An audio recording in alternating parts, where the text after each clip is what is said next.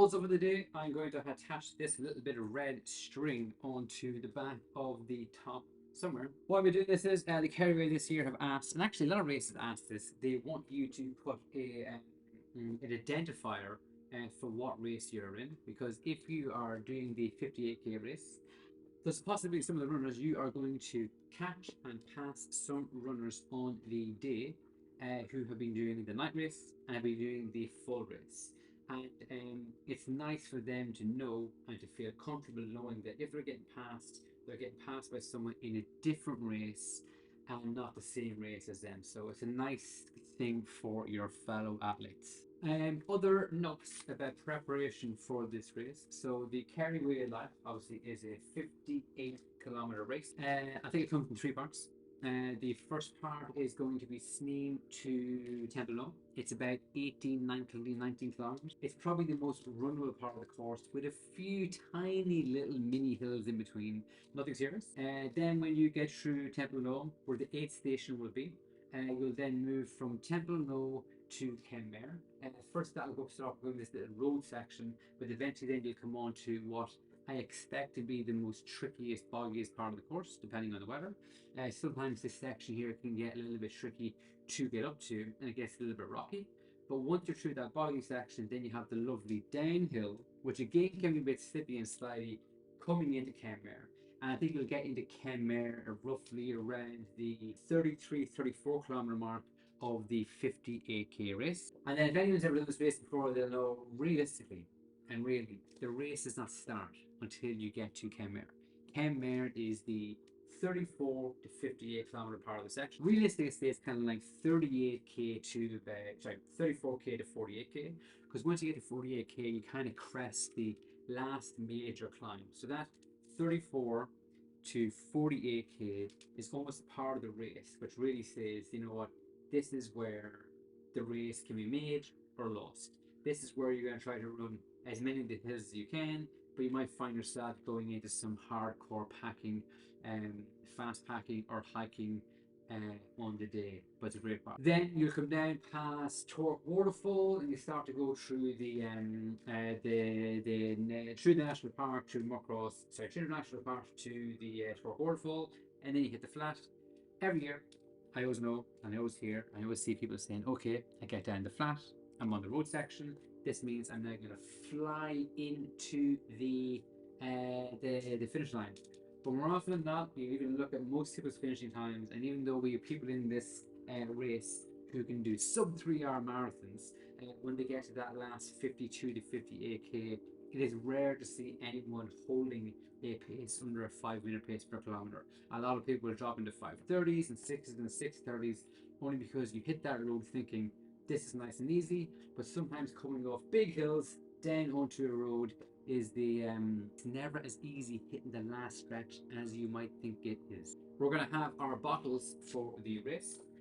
I'm going to start off with two 500-meter bottles for the race.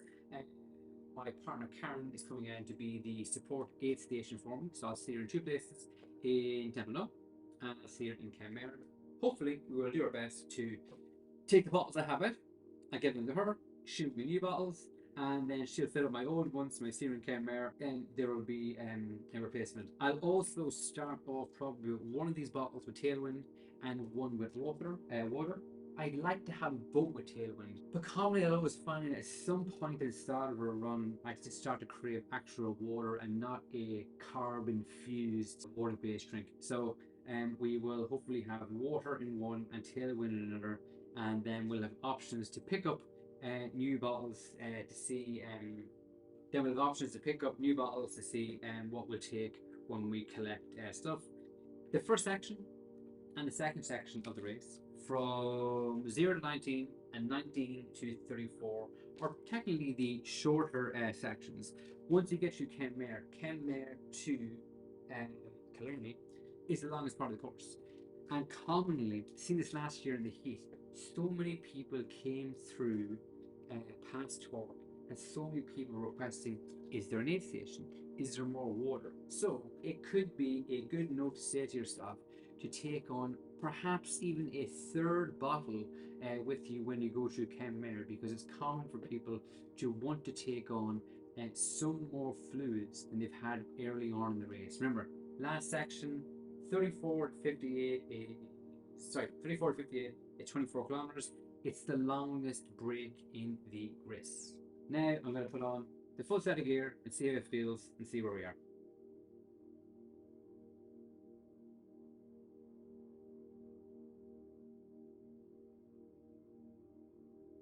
And here we have it. Here is our full starting trail here. On the morning we get the steam, the jacket's on currently. We will decide based on how we feel in the morning if we'll take it off 50 minutes beforehand, and we'll place this jacket in the bottom here with the rain jacket also. I like to wear this a little lower than higher. If I can leave space up here, this fine keeps my body a little bit more ventilated and a little bit more cool. And again, still we have the belt on here. Currently, only the phone is placed in here, but at some points it's nice for me to take on additional things. Also, to have spare pockets to actually store rubbish. When you're finished your gels, sometimes you don't want to put empty gels back into the same area. It's nice to have an individual space to put your gels on the day, so they stay there. I know that's going to be the gel based pocket. I'm going to take this off and we're going to discuss a little bit the expectations on the day. So the last time we done this race back in 2022, we got to the first aid station, which is about 19 kilometers away. In what time? We got there in 1:48. I remember taking it nice and easy that day, nice steady start, didn't try to be too excited.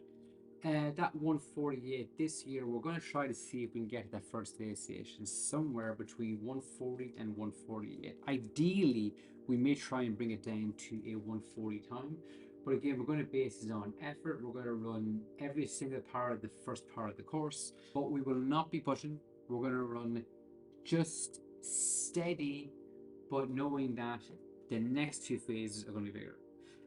Then in 2022, from Templelow to Kenmare, it was a 1 hour 35 time. I think 2022, the course was a little bit drier. So I think it was a little bit easier to do this section from Templelow to Kenmare in that time. So again, I think if I can hold that 1:35 time between those two areas, I'm going to be very happy. A part of me would love to go a little bit quicker, but I think there's been recent rain and that section I've read from reports over the week is still a little bit wet and damp. So that might cost us a little bit of time, but hopefully we've made up some earlier time earlier on.